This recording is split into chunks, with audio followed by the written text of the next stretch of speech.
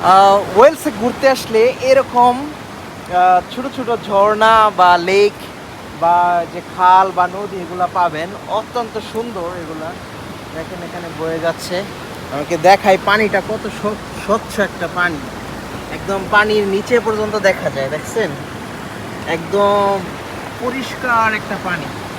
পানিগুলো ওখান থেকে আসতেছে এভাবে, এই যে এখন ওই উপর থেকে আসতেছে পানিগুলা। এখানে বড় একটা পাথরের টুবলা, এই ছোট্ট একটা ব্রিজ এখান দিয়ে যে গাড়ি টাড়ি যাইতে পারে। আমি একটু নিচের দিকে যাই, মানে খুবই পরিষ্কার পানি। আর ইংল্যান্ডে আসলে পরে, না সরি ওয়েলস, এটা হচ্ছে ওয়েলস, ওয়েলসে আসলে পরে এরকম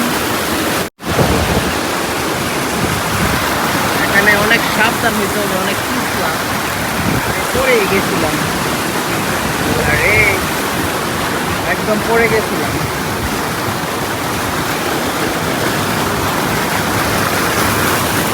এই যে দেখুন দুই সাইড দিয়ে পানি পড়তেছে, অত্যন্ত সুন্দর জায়গা, অত্যন্ত সুন্দর জায়গা।